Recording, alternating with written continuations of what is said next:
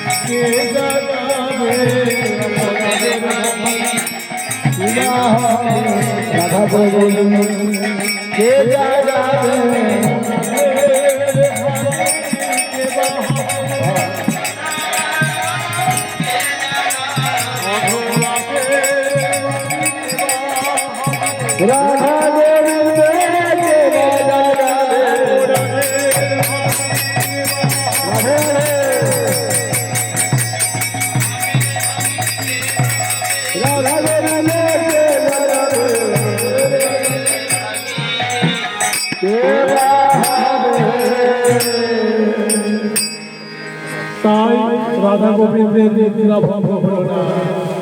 এমন সময় বৃন্দাবনে রাধা গোবিন্দের শুনিয়া পাখি সুখ এবং সুখ ছাড়ি আজ রাধা গোবিন্দের জায়গা অবস্থা করছে। রায় জাগো রায় জাগো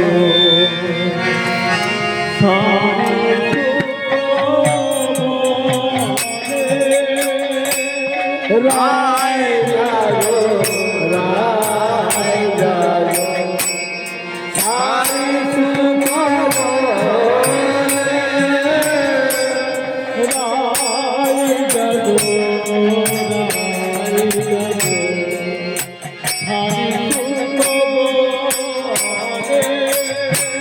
রায় জাগো রায় জাগো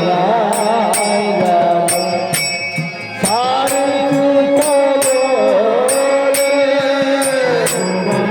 রায় জাগো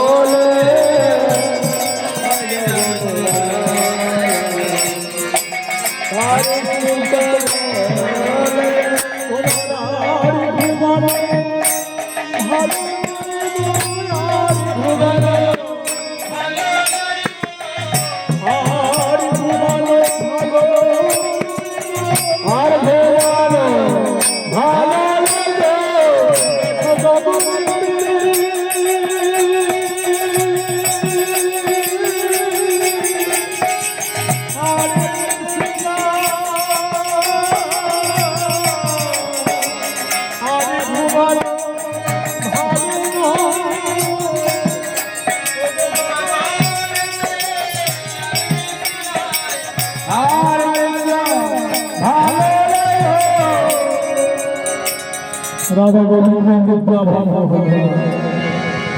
বৃন্দাবনে সবাই গেছে। এমন সময় বৃন্দাবনের বানর বানরী তাদের চিৎকারে রাধা গোবিন্দের বৃন্দাবন বানরী চমকি ধ্বনি বই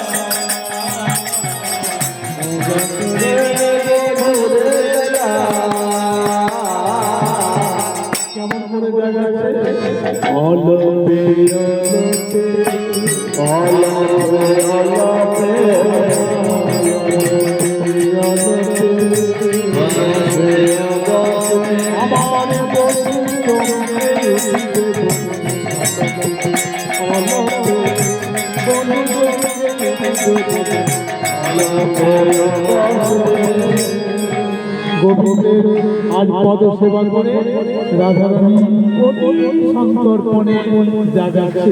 আর কি বলছে? ও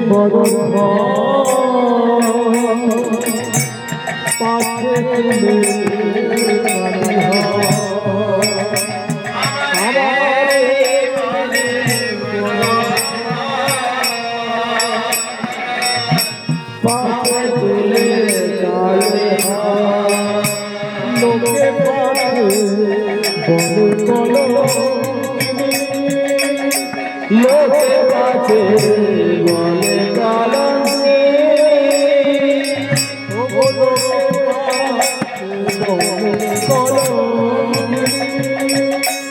লোকে কাছে বলে কালকে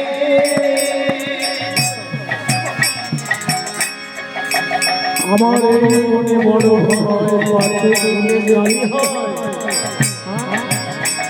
লোকে পাশে বলে কথা বলতে এই যে কলমের হাত তুমি তো হ্যাঁ নিজের হাতে তুমি এই কলমী হওয়ার যে বর সে তো তোমার নিজের মধ্যেই চাওয়া। যখন রাধারানী ভানুসুতা ছোট ছিল তো একদিন এক ব্রাহ্মণ পার হয়ে যাচ্ছে, দিনটি ছিল ভাদ্র মাসের শুক্লা চতুর্থী তিথি। তো রাধারানী দাঁড়ে দাঁড়িয়ে রয়েছে, এমন সময় এক বুড়ো ব্রাহ্মণ আর রাধারানীকে দেখে বলছিল, ওগো ভানুসুতা, হ্যাঁ দাঁড়িয়ে থেকো না, আর ভিতরে যাও। কেন না, আজ গগনে যে চন্দ্র উদ্ভাসিত হবে, সেই চন্দ্র দর্শন করলে জীবকে কলঙ্ক করতে হবে। কেন না, এই যে ভাদ্র শুক্লা চতুর্থী তিথির যে চন্দ্র, সেই চন্দ্র নষ্ট। কেন না, চন্দ্র ওই দিন দেবগুরু বৃহস্পতি পত্নীকে হরণ করে, তাই সেই চন্দ্র দর্শনে কলঙ্ক পেতে হয়। তাই ও রাধে তুমি গৃহে যাও। সেদিন কিন্তু রাধারানী রাধারানী কেঁদে কেঁদে বলেছিলেন, হে ভগবান, আমি কলঙ্কের ভয় করি না, আমি তো ওইটাই চাই, আমায় বনে দাও, বনে দাও,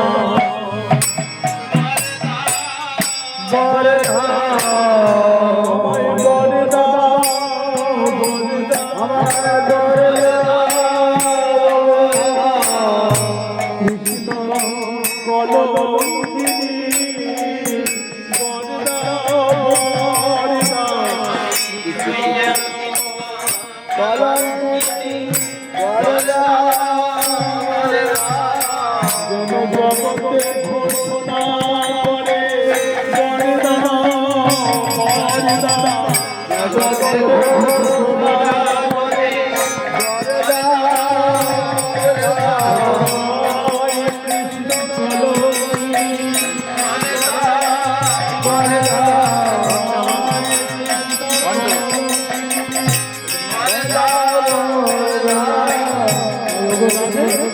এই যে কলঙ্ক হওয়া, কলঙ্কিনীর বর সে তো তোমার নিজ মুখে চাওয়া, হাত তো তাহলে ধরে তোমার যাবে। এত কলঙ্কের ভয় কেন? কি করলে? তাই রাধারানী আমার অতি সন্তর্পণে গোবিন্দে জাগিয়েছে, আর কেঁদে কেঁদে ভুজঙ্গ নিয়া যায়।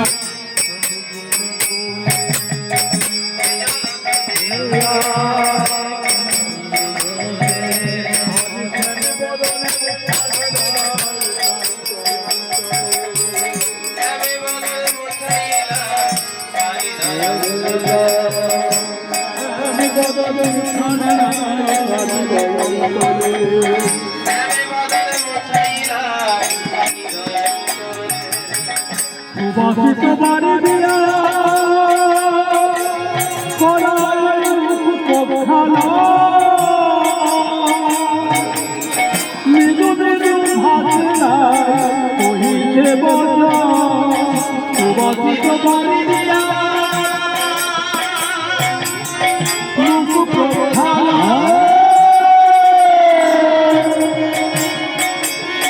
মৃদু মৃদু ভাষা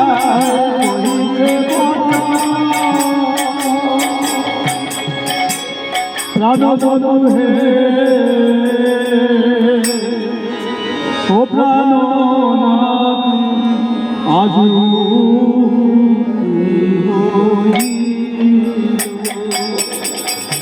বলিল প্রাণনাথ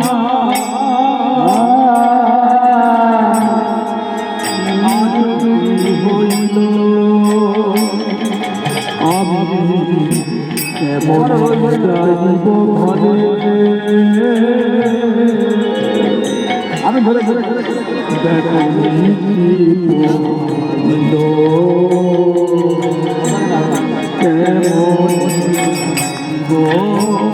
ঘরে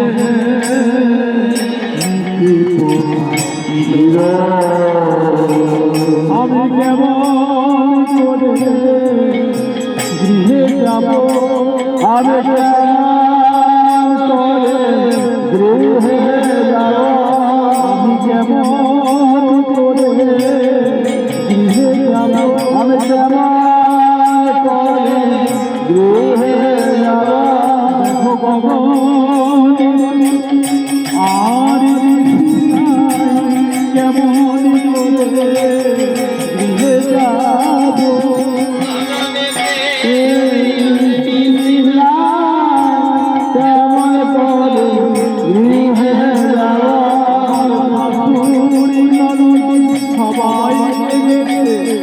আমি কেমন করে গৃহে যাব। আমার শাশুড়ি সবাই গেছে, বলো বলো উপায় বলো, করে গৃহে যাব, কেমন করে গৃহে যাব, কেমন করে গৃহে করে গৃহে যাব। গোবিন্দ আমার বলছে, তুমি কেঁদো না, তোমার কাঁদা বলবো আমি দর্শন করতে পারি না, তাই আজ আমি তোমায় এমন করে সাজিয়ে দেব যে তোমায় কেউ চিনতে পারবে না। তাই গোবিন্দ আমার আজ মন মতো করে সাজিয়ে দিচ্ছে।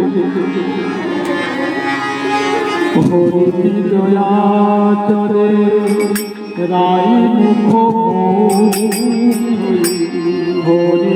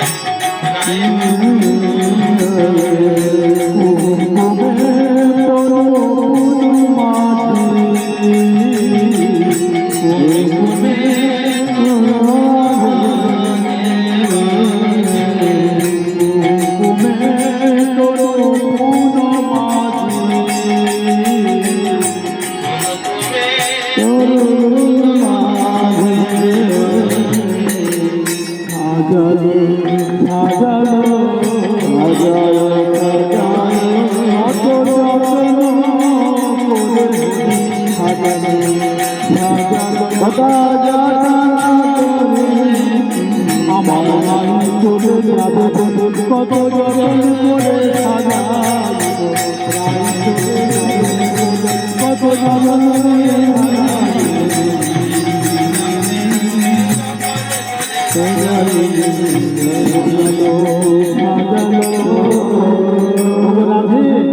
আমি তো তোমায় মনোমত করে সাজিয়ে দিলাম, এবার তুমি যাও। কিন্তু রাধারানী আমার বলতে গগনেতে আজ আসি নেই, আমার শাশুড়ি ননদী সবাই দেখেছে। হ্যাঁ, কেমন করে যাও? কেন তোমার কি সাজার কোনো বাকি রয়েছে? হে গোবিন্দ, যে তোমার স্বর্ণাপন্ন হয় তার কি সাজার বাকি থাকে? সে অনেক সাজা, তবে সাজার কোনো বাকি নেই। ওই শুধু একই হলে যেন সম্পর্ক কি না চরণে, কিন্তু সেই চরণে আত্মা দেওয়ার কথাটা কেমন করে বলবে? যিনি জগতের শ্রেষ্ঠ নায়ক, চরণে ধারার কথাটি কেমন করে বলবে? রাধারানী এমন সময় পদকর্তা করে ভয় কি? গোবিন্দ যেমন জগতের শ্রেষ্ঠ নায়ক, তেমনি তুমিও বলে শ্রেষ্ঠ নায়িকা। কৃষ্ণ পূর্ণ শক্তিমান, রাধা পূর্ণ শক্তি, কৃষ্ণ পূর্ণ শক্তিমান। ওই বস্তু নাহি শাস্ত্র। আর গোবিন্দ যে রাধার চরণে ধরেছিল তা তো মিথ্যা কথা নয়, তার প্রমাণ জয়দেব গোস্বামী লিখিত করব। দেহি পদ পল্লব। তাই রাধারানী আমার গোবিন্দকে বলছে যে সাজা সবই হইতে সাজা, কিন্তু বাকির মধ্যে ওই চরণের আত্মাটা চলে গেল। গোবিন্দ আমার সত্যি আমি কত রাধার চরণে ধরি, কত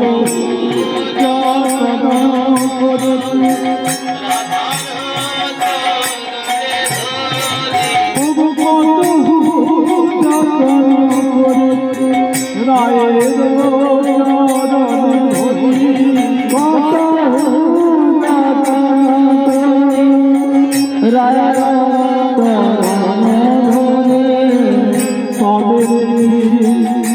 আপনার নাম তলে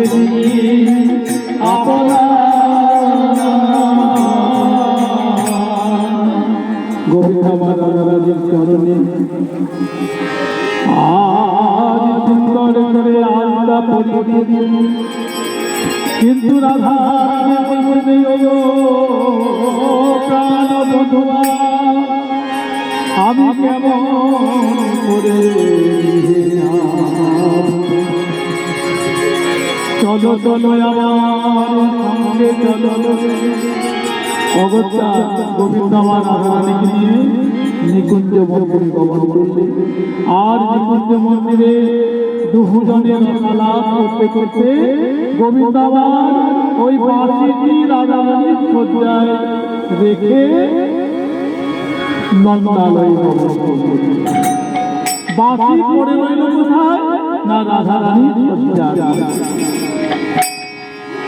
নীতি অবস্থা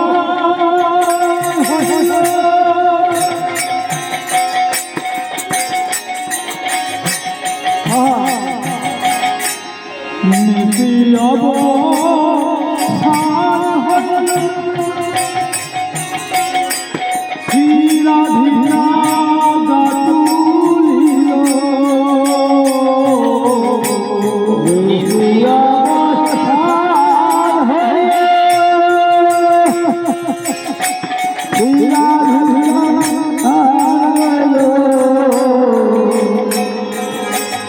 আদি পুতিলা ও গো পুতিলা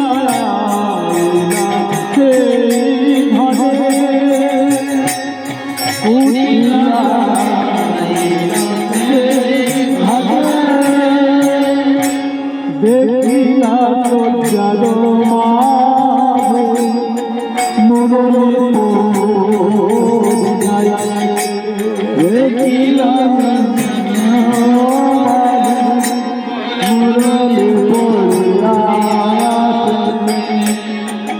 রাধারানী রাজচন্দ্র করলেন আর রাধারানী উঠেছে, কিন্তু ওই সজ্জার মাঝে যে বাঁশিটি পড়ে আছে সেটি লক্ষ্য করলেন।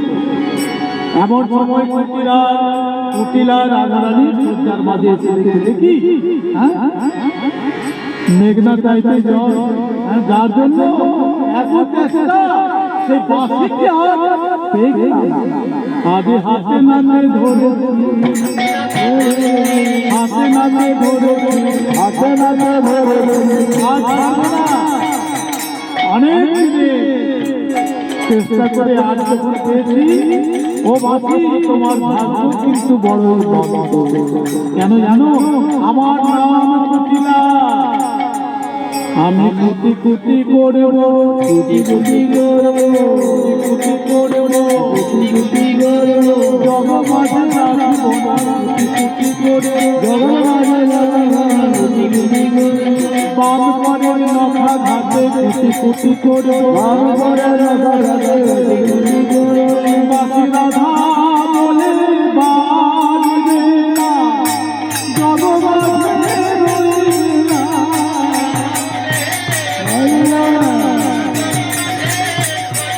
তোমায় কুটি কুটি করব তোমায় কুটি কুটি করব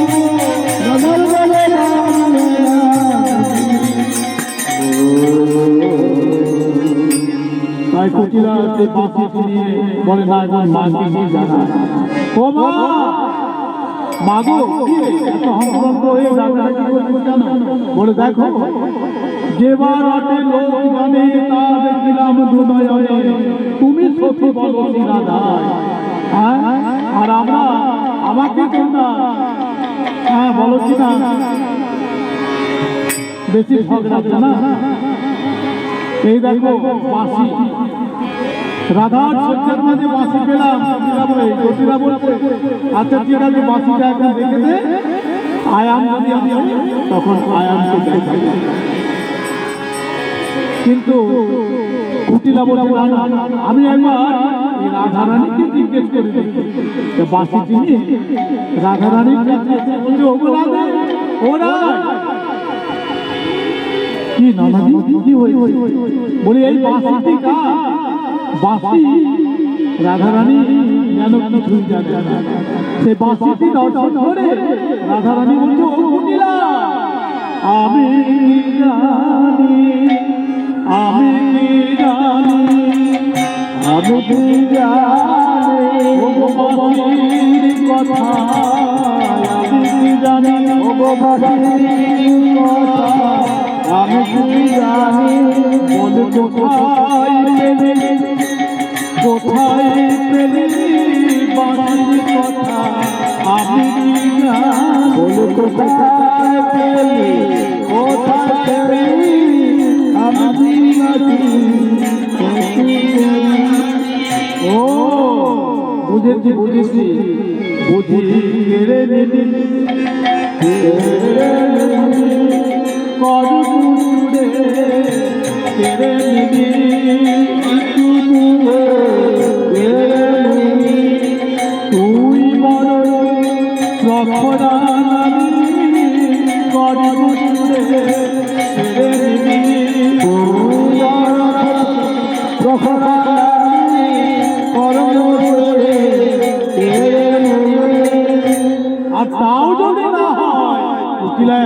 কথা বলবো।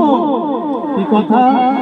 বুঝি কালার প্রেমে পড়েছি, কালার প্রেমে পড়েছি, বুঝি কালার প্রেমে পড়েছি, কালার প্রেমে পড়েছি, তাই বাঁশি বাঁধা ধরে দিয়ে গেছে, কালার প্রেমে পড়েছি,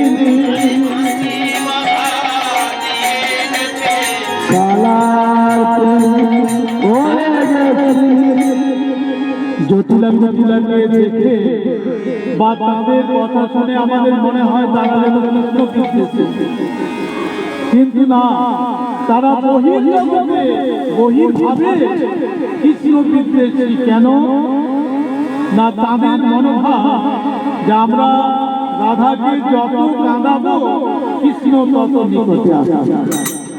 আজ রাধা গোবিন্দের যুগল বদন দর্শন করে আমরা আমাদের জীবন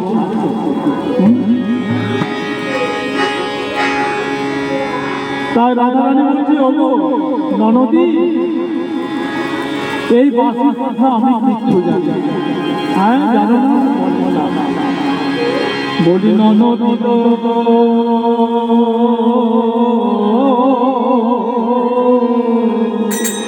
ও ননদী,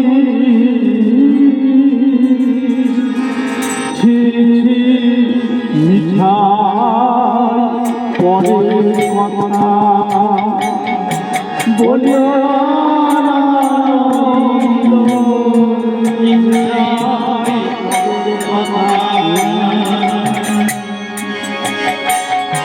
আমি যদি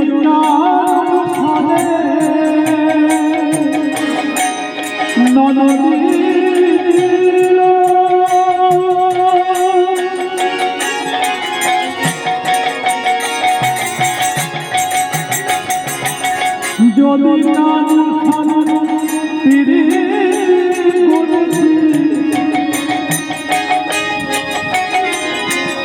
আমি যদি শপথি তোহারি মাথা, শপথি তোহারি মাথা। রাধারানী বলল, তোরা যে আমার কৃষ্ণ কলঙ্কিনী বলিস, এই মিথ্যে কথা, এই আমি তোর মাথায় দিব্য করে বলতে পারি, মিথ্যে কথা, মিথ্যে কথা, মিথ্যে। কুটিলা মনে মনে কি বলছে? বলে, মনে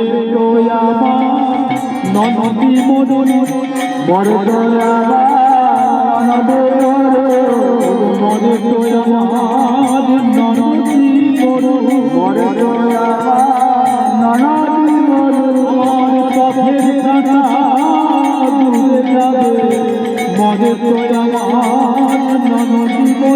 আমার পথে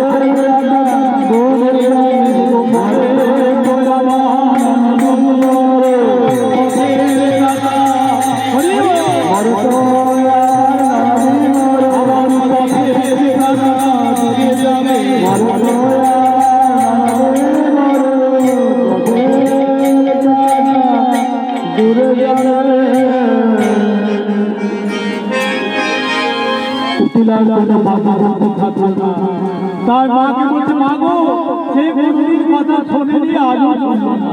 ঠিক আছে, রেখে দে। আর এদিকে কি হয়েছে না? গোবিন্দ রায় রায় বাঁশি হারিয়ে আজ নন্দালয়ে এসেছে। গোবিন্দ ব্রজগোপিকাদের যেমন ব্রজগোপিকাদের কাছে নটবর গোপেশ্বর আজ মায়ের কাছে গোপাল, মায়ের কাছে গোপাল হয়ে গোবিন্দ আমার আসছে। আর আস্তে আস্তে মনে মনে চিন্তা করছে যে ব্রজগোপীদের বাঁশি হারার কথা বলবে, নতে এই বাঁশি যদি কুটিলার হস্তগত হয় তাহলে গুপ্ত লীলা ব্যক্ত হয়ে যাবে। তাই ললিতাকে সমস্ত কথা ব্যক্ত করলেন। ললিতা বলছে, হে গোবিন্দ, তুমি বাঁশির কথা চিন্তা করো না, এখন তুমি তোমার মায়ের কাছে যাও। তোমার মা স্বর্ণ থালায় তোমার ভোজ্য দ্রব্য সব নিয়ে অপেক্ষা করছে।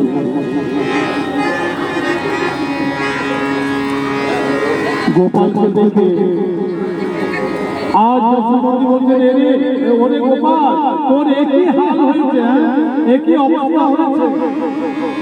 তাই ধুলোগুলো ঝেড়ে দিচ্ছে, ঝাড়তে ঝাড়তে দেখছেন গোপালের হাতেতে সোনার বাঁশি। সে বাঁশি কি রে গোপাল, তোর বাঁশি কোথায়? বলে, মাগো, ওই বৃন্দাবনের জটিল পথে আসতে আসতে আমি আমার বাঁশি হারিয়েছি মা। যেমন না বাঁশি হারার কথা বলেছে, অমনি আর যশোমতী কেঁদে কেঁদে বলছেন, ওরে গোপাল, ওরে কানা, কি করিলে ওরে কানা,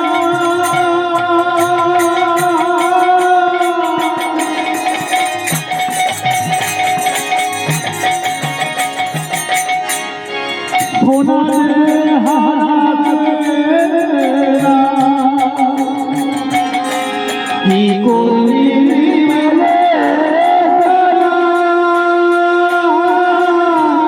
সোনা তো হারাতে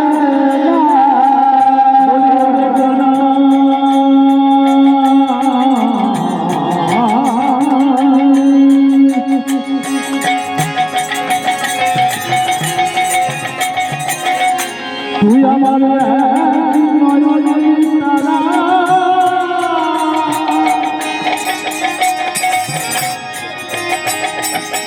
কত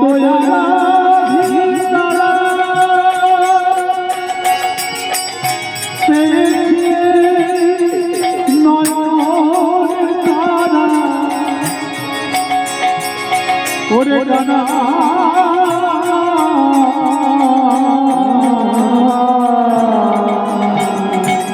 বলি সোনারা ভালো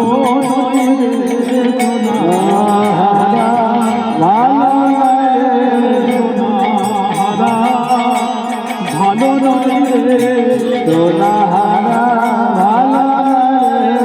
মাঝে কালো সোনা ভালো নয় রে, কালো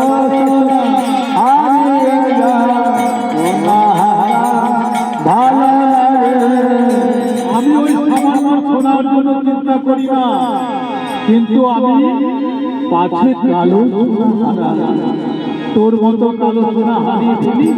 তাই আর যশোমতী চঞ্চল রোহিণীকে তাড়াতাড়ি ডেকে বলছে, দেখ দিদি রোহিণী কাঁদে কেন আমার গোপাল কেন শুনতে আছে, গোপাল শুনতে আছে, গোপাল কেন শুনতে আছে, গোপাল শুনতে আছে। তাই রোহিণী বলছেন, যা তাড়াতাড়ি করে ওই মধুমঙ্গলে ডেকে নিয়ে আয়, আমি কিছু সোনা দান করবো আমার গোপালের মঙ্গলের জন্য। মধুমঙ্গলের কাছে গিয়ে উপস্থিত হলেন রোহিণী। ও মধুমঙ্গল, আমাদের বাড়িতে না আজ বড়ই সে কি গো, যাদের বাড়িতে মঙ্গলময় বাধা রয়েছে, হ্যাঁ তাদের বাড়িতে আমরা বলে, না না নীলমণি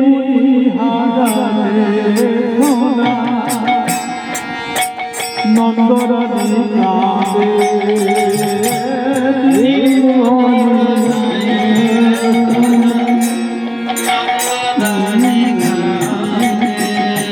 গোধুলাই পড়ে কাঁদে নামে হইল জনামা,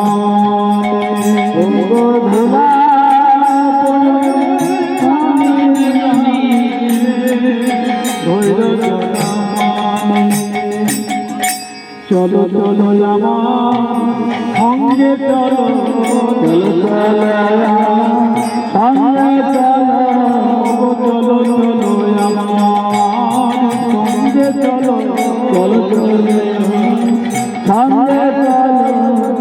অগত্যা মধুমঙ্গল আজ রোহিণীর সঙ্গে এসেছেন। আজ মধুমঙ্গলকে পেয়ে যশোমতী খুবই আনন্দ। এক হাতে দক্ষিণ করে সোনা, বাম করে ধরে কালো সোনা। আজ মধুমঙ্গলের চরণে যেমন যেমন না সমর্থন করতে যাবে, অমনি হয়েছে কি মধুমঙ্গল তাড়াতাড়ি করে পাগুলো ধরিয়ে নিয়েছে। দেখি মধুমঙ্গল, তুমি আমাদের গোপালের নাম নেবে বলে, মাগো আমি তোমার গোপালের ভয় করি না।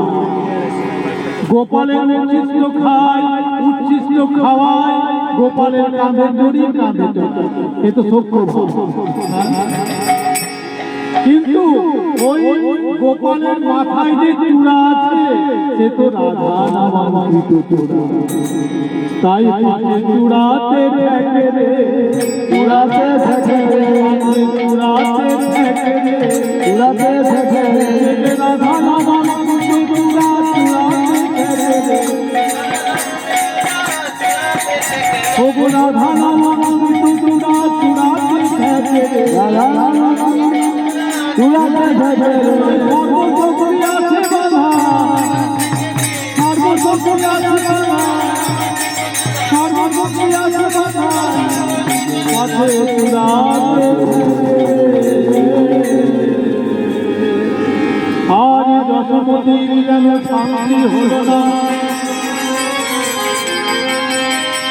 তাই ব্রজবাসীর দ্বারে দ্বারে বলে, হে ব্রজবাসী আমার গোপালের মঙ্গলের জন্য তোমরা সোনা দাও, দেহদান দেহদান দেহদান দেহদান দেহদান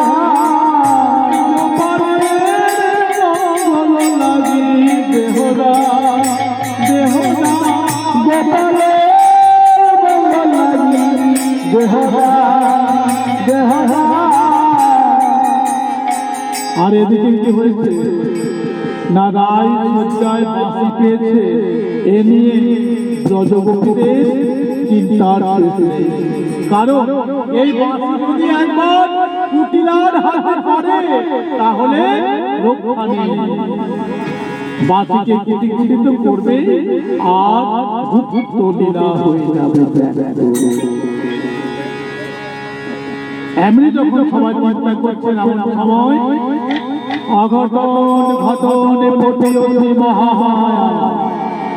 বলছেন ওরে ব্রজগোপী, মা ভই মা ভই, চিন্তা করে আমি তো অঘটন ঘটনে পড়ে ওঠি, যা ঘটে না আমি তাও ঘটাতে পারি, চিন্তা করে।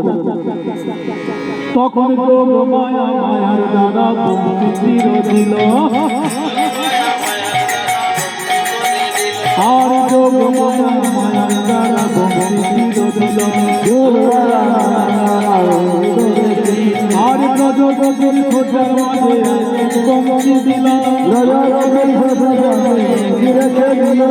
সমস্ত বৃন্দাবনবাসী সকলে খোঁজার মাঝে একটি করে বাঁশি দিয়েছে। সকলে এই বাঁশিগুলো একত্রিত করে আর জটিলা জটিলা ব্রজগোপীদের আসতে দেখে আর জটিলাবতী হবো বলতে যাচ্ছে যে আমরা রায় সাহিত্যের বাঁশি দিয়েছি। ব্রজগোপীরা জটিলার মনোভাব বুঝেছিল, মা আমরা তোমার মনের কথা জেনেছি, বাঁশির কথা বলবে তো যে রায় সাহিত্যের বাঁশি পেয়েছে। এই দেখো না, আমরা আমাদের সকলের শ্রদ্ধার মাঝে একটা করে বাঁশি রয়েছে। গত নিশীথে বৃন্দাবনে বংশী অনশন হয়েছে, বংশী বরস, হ্যাঁ সবাই একটা করে বাঁশি দিয়েছে। তা ও কুটিলা, এই ও জটিলা, চল দেখি তোর সজ্জার মাঝে বাঁশি আছে কিনা। বলে আমার সজ্জার মাঝে মাঝে হলো। তাই জটিলার সজ্জার মাঝে গিয়ে যেমন না সজ্জাটা তুলেছেন, দেখছেন কি না সেখানে একটা বাঁশি রয়েছে। ও মা, তাহলে তো একা রাধারানী নয়, তোমার সজ্জার মাঝেও একটা বাঁশি আছে। কুটিলা বলছিল, ও মায়ের সজ্জার মাঝে বাঁশি লুকিয়ে বলিস না, বাঁশি পেয়েছি। কুটিলা বলছে, চল দেখি আমার সজ্জার মাঝে বাঁশি দেখাতে পারি, তবে চল। এই বলে সকলে কুটিলা